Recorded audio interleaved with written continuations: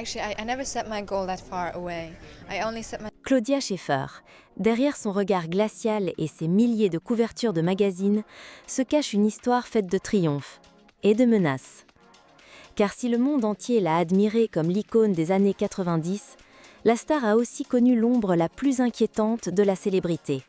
Peu de gens savent qu'au sommet de sa gloire, Claudia Schiffer a dû vivre recluse dans sa demeure anglaise, harcelée par des obsédés qui tentaient d'entrer chez elle. En 2002, un homme armé de lettres d'amour fut arrêté à quelques mètres de sa maison. 2 ans plus tard, un autre rôdait encore autour de sa propriété, forçant la police à intervenir. Ces événements, qui auraient pu tourner au drame, ont marqué à jamais la supermodèle. Derrière les flashs des podiums et l'éclat doré de Versace ou de Chanel, Claudia Schiffer a appris à se protéger, à poser ses limites et à transformer sa fragilité en légende. Son histoire n'est pas seulement celle d'une beauté éternelle, mais celle d'une femme qui a dû lutter pour garder le contrôle de sa vie. Claudia Maria Schiffer naît le 25 août 1970 à Rheinberg, une petite ville industrielle de Rhénanie du Nord-Westphalie, en Allemagne de l'Ouest. Rien, dans ce décor de province, ne semble annoncer l'avenir d'une star mondiale. Fille de Hans Schiffer, avocat respecté, et de Gudrun Schiffer, mère au foyer, Claudia grandit dans une atmosphère à la fois rigoureuse et protectrice. La maison familiale, organisée avec discipline, reflète la tradition allemande de l'or et du travail bien fait. Très tôt, elle apprend la valeur du sérieux, la force du silence et surtout la nécessité de contrôler ses émotions. Enfant, elle est grande, même trop grande. À l'école, ses camarades se moquent parfois de sa taille élancée, de son allure un peu gauche. Claudia n'aime pas attirer l'attention. Elle rêve d'études solides, de suivre les traces de son père dans le droit. Sa timidité devient une seconde peau, et rien ne la prédestine à la scène. Lorsqu'elle se regarde dans le miroir, elle ne voit pas une beauté éclatante, mais une adolescente réservée, hésitante, presque maladroite dans ses gestes. Ses professeurs la décrivent comme studieuse, appliquée, mais discrète. Elle n'élève pas la voix en classe, préfère écouter et analyser. Dans les activités extrascolaires, elle choisit les domaines qui lui permettent de rester en retrait. Lecture, musique, parfois un peu de sport. Sa famille lui transmet une éducation traditionnelle. Respect, humilité, travail avant tout. Pour ses proches, Claudia sera avocate ou juriste, une carrière stable et honorable. Personne n'imagine qu'elle deviendra l'un des visages les plus célèbres de la planète. Et pourtant, un signe subtil plane déjà sur son destin. Cette beauté froide, encore mal assumée, que les autres perçoivent davantage qu'elle-même. Sa chevelure blonde, ses traits réguliers, sa stature élégante la distinguent, même si elle ne le souhaite pas. Dans les fêtes scolaires, les adultes la remarquent. On lui dit souvent qu'elle ressemble à une poupée ou qu'elle pourrait figurer dans des magazines. Claudia sourit poliment, mais n'y croit pas. Elle se voit plus à l'aise dans des livres de droit que dans l'œil d'un objectif. Rheinberg, dans les années 70 et 80, n'est pas une capitale de la mode. La ville vit au rythme des usines, des commerces de proximité, des habitudes simples. La mode y est perçue comme un monde lointain, presque irréel, réservé à Paris, Milan ou New York. Claudia, elle, n'a pas l'ambition de quitter ce cadre rassurant. Elle s'imagine une vie stable, entourée de sa famille, sans éclat particulier. Mais la vie a parfois ses propres projets, et le destin frappe quand on s'y attend le moins. Car la timidité, paradoxalement, devient une arme secrète. Ce retrait, cette pudeur qui la caractérise dans sa jeunesse, se transformera plus tard en magnétisme silencieux. Sur un podium, Claudia ne gesticule pas, ne cherche pas l'effet dramatique. Elle avance droit, avec une élégance naturelle. Et cette attitude vient directement de son enfance, de cette éducation stricte, de cette envie de se protéger des regards, de cette habitude à ne pas tout montrer. La jeune fille qui voulait devenir avocate va découvrir, presque par accident, que son physique peut bouleverser des carrières entières et captiver des foules. Mais ce décalage, entre une personnalité réservée et un destin d'icône, sera toujours présent. C'est cette tension qui rend son histoire fascinante. Comment une adolescente timide d'Allemagne a-t-elle pu devenir la supermodèle la plus photographiée du monde ? En réalité, les bases étaient déjà posées à Rheinberg. La discipline de son père, le sens du contrôle, l'importance du nom appris dans l'enfance, tout cela formera l'armure dont Claudia aura besoin plus tard. Là où d'autres mannequins se sont brûlés aux excès de la célébrité, elle trouvera dans ses racines un ancrage, une façon de rester maître de son image. Ainsi, derrière les flashs de la mode et les paillettes des années 90, il a toujours cette petite ville allemande, ce foyer discipliné, cette jeune fille qui se rêvait avocate et qui, sans le savoir, s'entraînait déjà à tenir tête au monde. L'histoire de Claudia Schiffer commence dans la modestie, mais c'est précisément cette modestie qui deviendra la clé de sa grandeur. Tout bascule à la fin des années 1980. Claudia Schiffer a 17 ans, elle est encore cette adolescente timide de Rheinberg qui se destine au droit, lorsqu'un soir, dans une discothèque de Düsseldorf, son destin prend une tournure imprévue. Michel Levaton, fondateur de l'agence Metropolitan Models, la remarque immédiatement. Son regard, sa stature, cette beauté froide qui semblait un fardeau à l'école devient soudain un atout irrésistible. Levaton l'approche, lui propose de tenter l'aventure à Paris. Claudia hésite. Quitter sa famille, abandonner son projet d'études, se jeter dans un univers inconnu, tout cela semble irréaliste. Mais la curiosité l'emporte, elle accepte. Paris, à la fin des années 80, est le centre nerveux de la mode. Claudia débarque dans une ville qui respire la couture, les magazines, les maisons légendaires. Les premiers tests photos révèlent une évidence, l'objectif l'adore. Très vite, elle obtient une couverture pour Elle. Ce premier succès attire les regards, mais c'est en 1989 que sa carrière prend une dimension mondiale. La marque Guess, en quête d'un visage emblématique, choisit Claudia pour une campagne publicitaire signée par la photographe Ellen von Unwerth. Les clichés sont un électrochoc. Ellen von Unwerth capture non pas une beauté glaciale, mais une sensualité à la fois candide et puissante. Claudia joue avec la caméra, mélange innocence et provocation. Le public est fasciné. Du jour au lendemain, elle devient une star internationale. Les comparaisons affluent. Certains voient en elle une nouvelle Brigitte Bardot, d'autres parlent d'une blonde intemporelle. Mais Claudia impose déjà sa propre identité. Elle n'est pas un simple reflet du passé, elle est une incarnation moderne du glamour européen. Cette campagne Guess change tout. Les magazines la réclament, les directeurs artistiques la convoitent. En quelques mois, son visage envahit les kiosques et les panneaux publicitaires. Pourtant, Claudia reste marquée par sa réserve naturelle. Dans les interviews, elle parle doucement, répond avec prudence. Ce contraste entre l'image sensuelle sur papier glacé et la personnalité discrète en coulisses intrigue. Elle n'est pas une star flamboyante qui cherche les projecteurs. Elle avance avec mesure. Et c'est peut-être ça qui séduit. Un mystère que personne ne parvient à percer complètement. Puis vient la rencontre décisive, Karl Lagerfeld. Le couturier de Chanel, toujours à l'affût de nouvelles muses, découvre en Claudia une alliée parfaite. En 1990, il l'a choisie comme visage de la maison. Elle devient l'incarnation moderne de l'élégance Chanel. Tailleur strict, camélia, perles, mais portée avec une fraîcheur nouvelle. Lagerfeld aime sa discipline, son calme. Il dit d'elle qu'elle est comme une œuvre d'art vivante, une toile que l'on peut habiller sans jamais l'épuiser. Claudia, de son côté, apprend à se mouvoir dans cet univers exigeant. Elle comprend la précision des défilés, la nécessité de chaque geste, la dramaturgie des podiums. Le monde entier commence à parler d'elle comme d'une supermodèle. Ce terme, encore jeune à l'époque, désigne une poignée de femmes capables de transcender la mode pour devenir des icônes culturelles. Claudia, avec Cindy, Naomi, Linda Evangelista et Christy Turlington, forment bientôt ce qu'on appellera le Big Five des mannequins des années 90. Leur présence dépasse le cadre des défilés. Elles dictent les tendances, imposent leurs cachets, deviennent des célébrités mondiales au même titre que les acteurs ou les chanteurs. Mais ce succès fulgurant a un prix. Claudia doit apprendre à vivre avec une attention médiatique incessante. Les photographes la suivent, les journalistes veulent tout savoir. Elle, qui rêvait autrefois d'une vie discrète, se retrouve au centre d'une tempête. Pourtant, elle garde son calme. Elle trace déjà une ligne de conduite, rester professionnelle, ne jamais céder aux excès, garder son intimité à l'abri. Ses origines modestes et son éducation stricte la protègent contre les dérives. Dans les coulisses, certains doutent. Peut-elle durer ? Sa beauté n'est-elle qu'un effet de mode ? Mais Claudia prouve qu'elle n'est pas un feu de paille. Chaque saison, elle revient plus forte.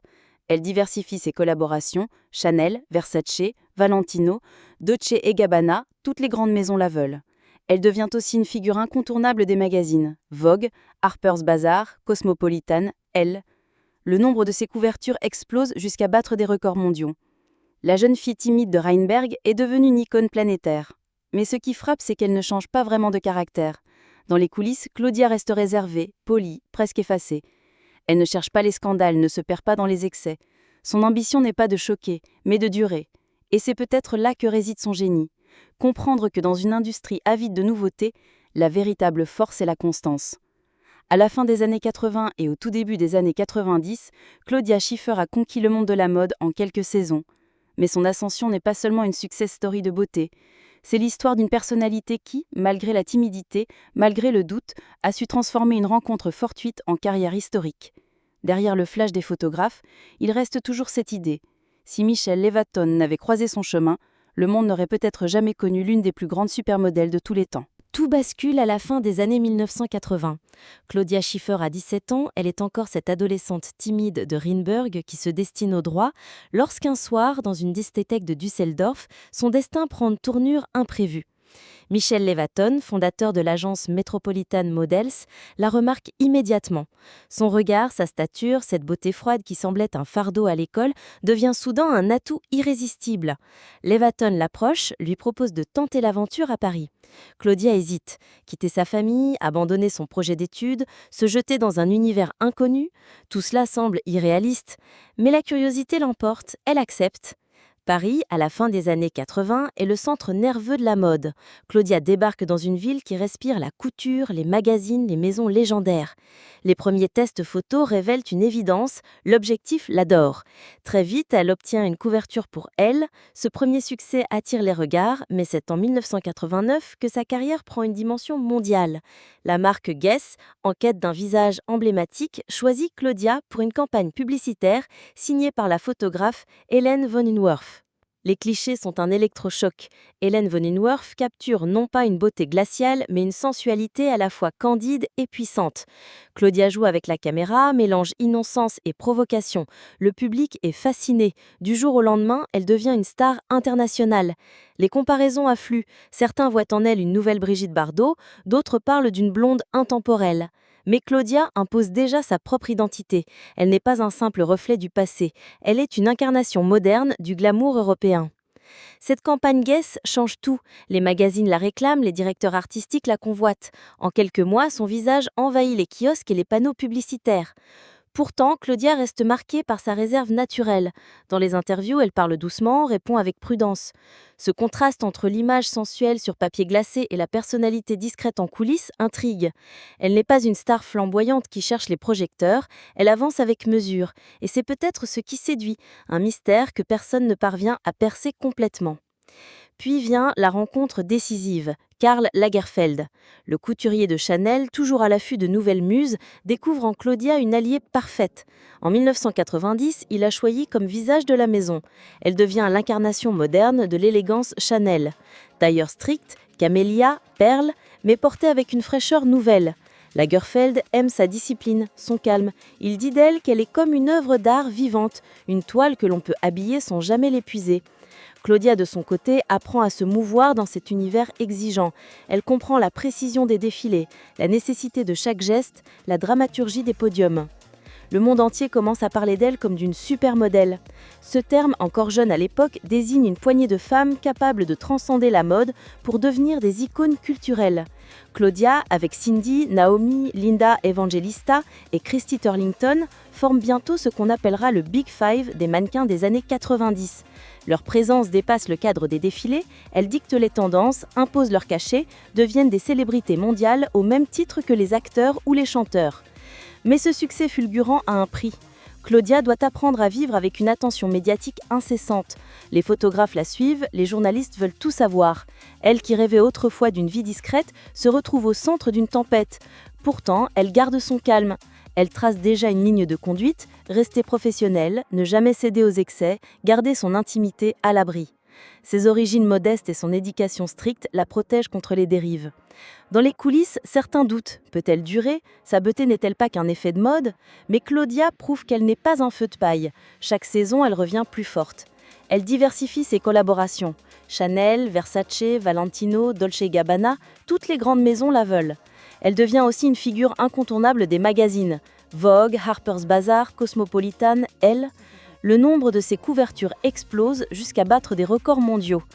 La jeune fille timide de Rheinberg est devenue une icône planétaire. Mais ce qui frappe, c'est qu'elle ne change pas vraiment de caractère. Dans les coulisses, Claudia reste réservée, polie, presque effacée. Elle ne cherche pas les scandales, ne se perd pas dans les excès.